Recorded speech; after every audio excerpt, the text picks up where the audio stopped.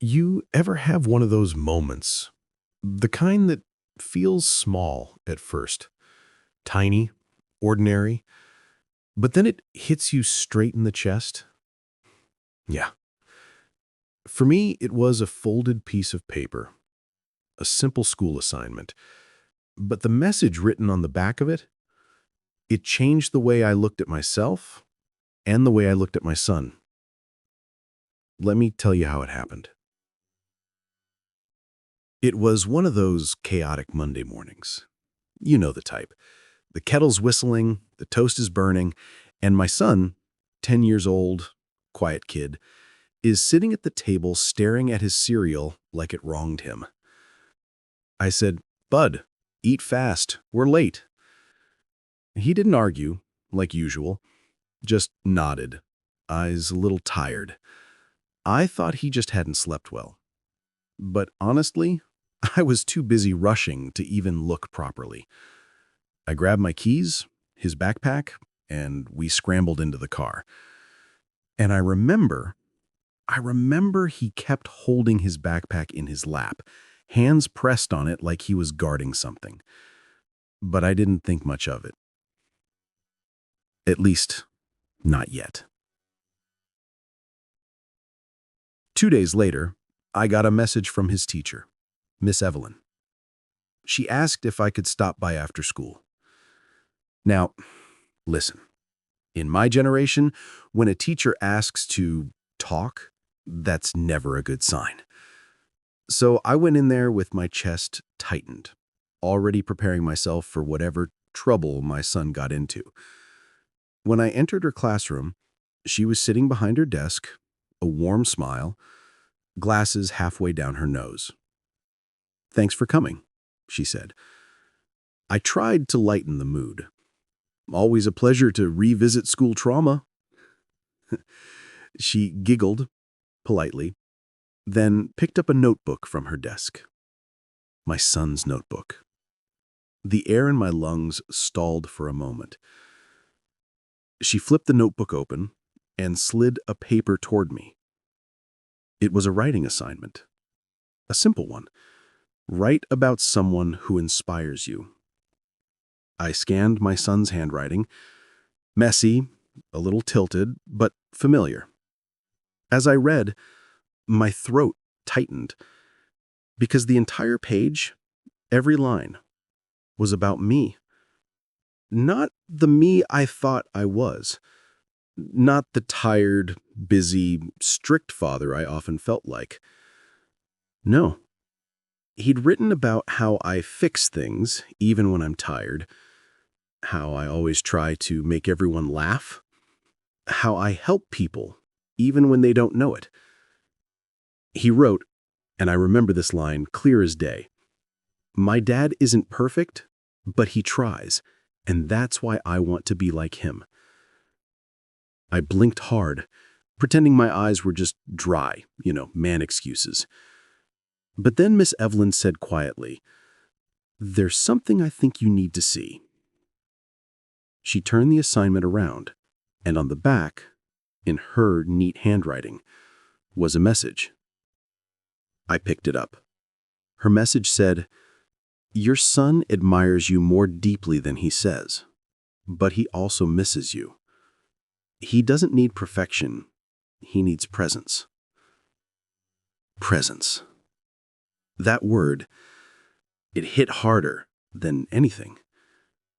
Because in that moment, I felt every rushed morning, every "we'll talk later," every "not now, I'm tired," stacked up like bricks on my chest. I looked up at her, and for the first time in a long time, I felt exposed. I asked quietly, Is he doing okay?" And she nodded gently. "He's a good kid, a sensitive one. He just wants a little more of his dad." And there it was. The truth. I had been too busy to notice.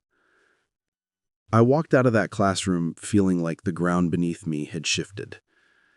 When I picked my son up that day, he opened the car door, sat inside, and looked at me with those same tired eyes. But this time, I really saw them. I said, softly, "Bud, can we talk for a minute?"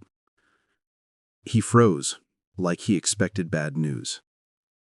10-year-olds shouldn't look that scared of their own dad's voice. So I handed him the assignment, the one about someone who inspires you. He stared at it, cheeks turning red. I asked, "Do you really mean all this?"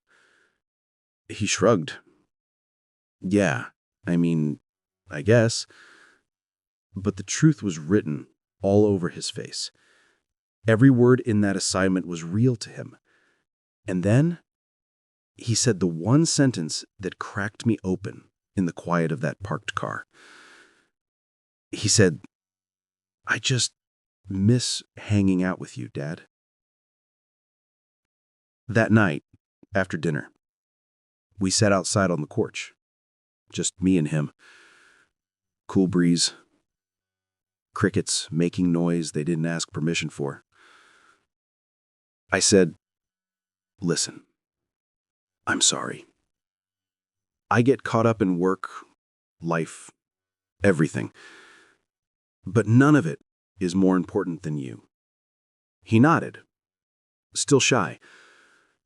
So I told him, "From now on, every Friday night, it's you and me. No excuses." His head whipped up like someone turned on a light inside him. "Really?" "Really." And let me tell you, the smile he gave me, I hadn't seen that in months, maybe years. Week by week, our Friday nights became tradition. Sometimes we watched movies, sometimes we repaired old toys, sometimes we just talked about school, his friends, or why his math teacher speaks in riddles. And slowly, my son opened up in ways I didn't even realize I'd been missing. His teacher was right. He didn't need perfection. He needed presence. He needed his dad. A year passed. One day, during another parent-teacher meeting, Miss Evelyn smiled and said, "He's blossoming. Whatever you changed, it made all the difference." And I just nodded, because I knew exactly what changed. Me. All because of a message on the back of a simple school assignment. You know, we, parents, we adults, we think kids don't notice things. We think they don't see us rushing, stressing, drifting. But they do. Kids see everything. They feel everything. Silently, deeply. And most of the time, they're just waiting for us to slow down and sit beside them. So if you're listening right now and there's someone you love, someone you've been too busy for, take this as your message, your reminder. They don't need you to be perfect. They just need you to be there. Just be there. If this story touched your heart or reminded you of someone you care about, please like the video, leave a comment, and subscribe for more stories like this one. Your support helps these stories reach more people who might need a reminder, just like I did. Thank you for listening.